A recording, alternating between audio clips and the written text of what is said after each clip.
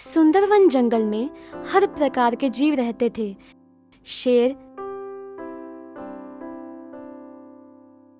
चीता, हिरन, बाघ,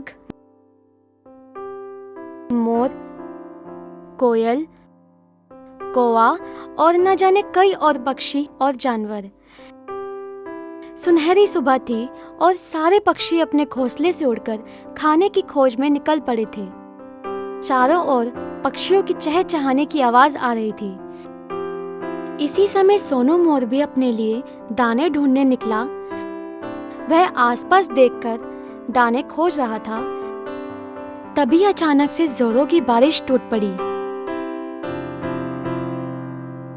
सब जानवर और पक्षी अपने आप को बचाने के लिए जगह खोजने लगे और एक तरफ सोनू अपने पंख फैलाकर नाचने लगा।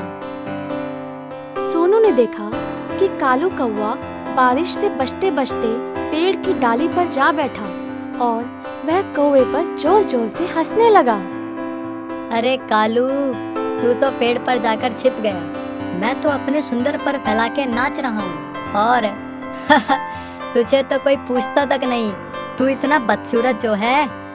कालू को ये बात बहुत बुरी लगी, पर फिर भी वह मुस्कुराकर बोला, हाँ, तुम्हारे पर वाकई ही बहुत सुंदर है और बारिश में जब तुम उसे खोलते हो तो वो और भी खूबसूरत लगते हैं। सोनू चिढ़ गया और बोला, बस बस, मेरी झूठी तारीफ करने की कोई जरूरत नहीं है। ऐसा कहकर वह वहां से चला गया।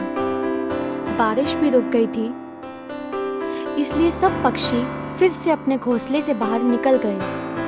दोपहर का समय था और सोनू को बहुत प्यास लग रही थी, इसलिए वह पास के ही तालाब में पानी पीने गया। मोर ने जैसे ही अपनी चोंच तालाब के पानी में डुबाई, मगरमच्छ ने सोनू के पैरों को पकड़ लिया।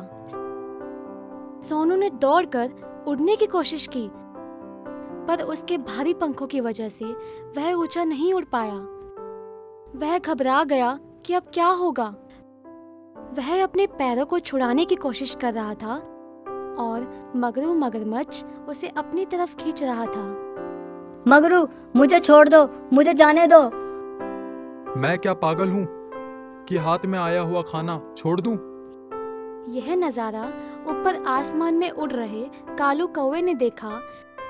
सोनू की मदद करने के लिए वह पत्थर मुंह में भर कर ले आया और ऊपर से मगरमच्छ पर फेंकने लगा। पत्थर लगने की वजह से मगरू ने सोनू के पैर छोड़ दिए और सोनू जितनी तेज हो सके भागने लगा। थोड़ा आगे जाकर उसने सांस ली और भगवान का शुक्र मनाया। उतने में कालू मोर के पास आया और बोला, तुम ठीक हो ना? कहीं चोट तो नहीं आई?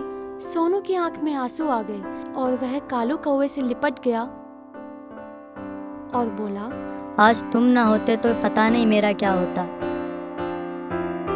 मुझे माफ कर दो, मुझे मेरी गलती का एहसास हो गया है।